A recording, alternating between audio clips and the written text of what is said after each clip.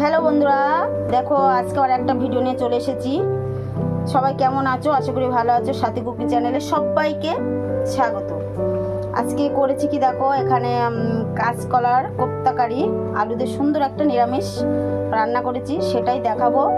আর ভিডিওটা কিন্তু কেউ স্কিপ করবে না, পুরোটা দেখতে থাকবে। কেমন করে করলাম এটা তোমরা বাড়িতে ট্রাই করে দেখতে পারবে। চলো কিভাবে বানিয়েছি সেটাই তোমরা দেখতে থাকো। হ্যালো বন্ধুরা, কেমন আছো? আশা করি ভালো আছো, আমিও খুব ভালো আছি। আবার আর একটা রেসিপি নিয়ে চলে এলাম।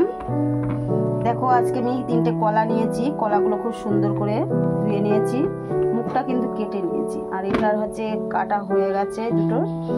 আর একটা 3টে কলা নিয়েছি, বেশি নিইনি। চলো, আর এখানে নিয়েছি আমি কয়েকটা ছোট ছোট আলু, ব্যাস এই। এবার এটাকে আমি 2 খণ্ড করে কেটে নিই। চলো কেটে নিই, তারপরে আবার দেখাচ্ছি। দেখো ঠিক এইভাবে আমি এক একটা কলার থেকে 2 খণ্ড করে কেটে নিয়েছি। এবার এই কলাটা এদিকে প্রেসার কুকারে জলটা সিদ্ধ হয়ে ফুটে গেছে। আর এই দেখো এর মধ্যে এবার আমি কলাগুলো দিয়ে দেবো, কলা কাটা আর এর সাথে আলু কাটা আমি একেবারে প্রেসার কুকারে দিয়ে সিদ্ধ করে দেবো। আর এখানে দেখো আমি ছোলার ডাল কালকে রাতে ভিজিয়ে রেখেছিলাম, তার ছোলার ডালটা খুব সুন্দর ভিজে গেছে আর ফুলে গেছে। এবার এটা আমি মিক্সার গ্রাইন্ডারে মিক্সি করে নেব। তো কি করব পুরো ফুল ভিডিওটা দেখবে বন্ধুরা, কেউ কিন্তু স্কিপ করবে না। মিক্সার গ্রাইন্ডারে দিয়ে দেবো সবকটা।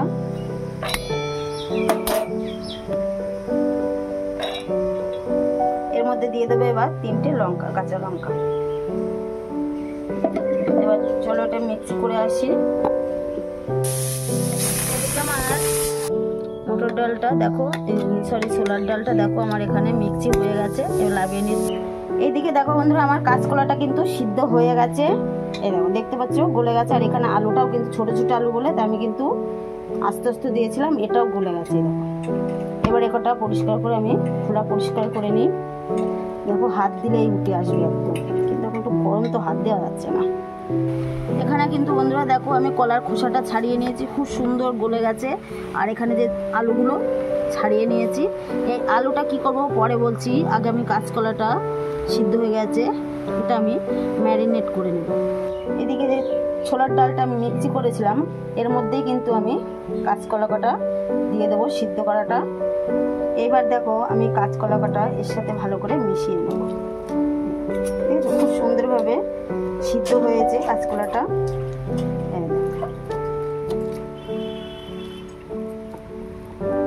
এবার এর মধ্যে দিয়ে দেবো কিছুটা পরিমাণ বেসন, ব্যাস এইটুকুই, বেশি দেব না, একদম অল্প পরিমাণ মতো। এবার দিয়ে দেবো গোলমরিচের গুঁড়ো।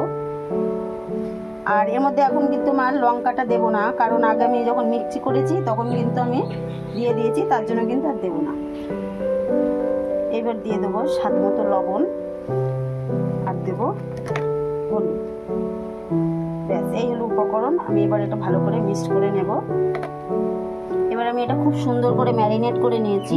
এবার এইটা এইভাবে তুলে আমি সুন্দরভাবে একটা শেপ দিয়ে বড়া আকৃতি এটা আমি ভাজা করে নেব। কড়াইটা আমার পুড়ে গেছে তেলটা গরম করতে গিয়ে। এবার দেখো আমি একে একে এইভাবে দিয়ে দেবো। দেখো আমার বড়া কাটা 1 পিঠ হয়ে গেছে। এবার আমি এগুলো 1 পিঠ করে উল্টে দেব। খুব সুন্দরভাবে আমি এটা উল্টে দেব।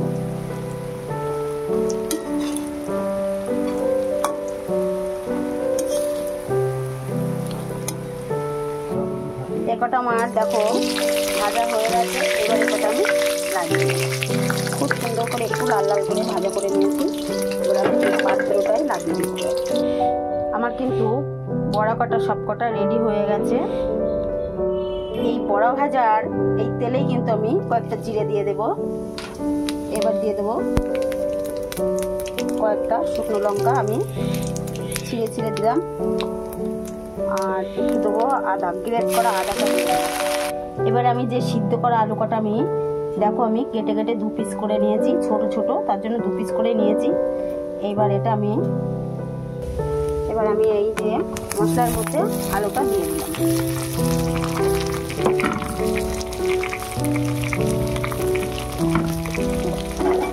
এটা ভালো করে আমি নাড়াচাড়া করবো। এবার দিয়ে দেবো এর মধ্যে, দিয়ে দেবো হলুদ, দিয়ে দেবো অল্প করে লবণ। এবার দিয়ে দেবো একটু ধনিয়া গুঁড়ো আর একটু গোলমরিচের গুঁড়ো। এবার ভালো করে নাড়াচাড়া করে কষাতে থাকবো। গ্যাসের ফ্লেমটা কিন্তু লো দিয়েই কিন্তু আমি এটা কষাবো।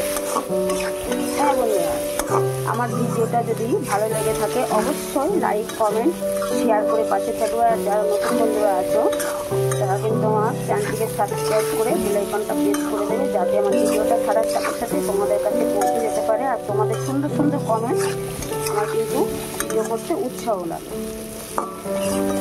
চলো এবার আমি এটা ভালো করে নাড়াচাড়া করবো। এটা আমার কষানো হয়ে গেছে। এইবার আমি জলটা এইটুকু জল দিতে হবে, কারণ যে বড়াগুলো ভেজে রেখেছি ওগুলো কিন্তু একটু টেনে নেবে অনেকটা। তাই কিন্তু এই পরিমাণ জলটা আমি দিয়ে দিলাম। এদিকে আমার ঝোলটা ফুটে গেছে, আর এদিকে যে আমি বড়াগুলো ভেজেছিলাম কাজ করার কোপ্তাকারি, এটা কিন্তু এর মধ্যে আমি সব কটা দিয়ে দেবো। এটা দিয়ে কিন্তু আমি বেশি সময় ফোটাবো না, নতুন ভেঙে যাওয়ার ভয় থাকতে পারে।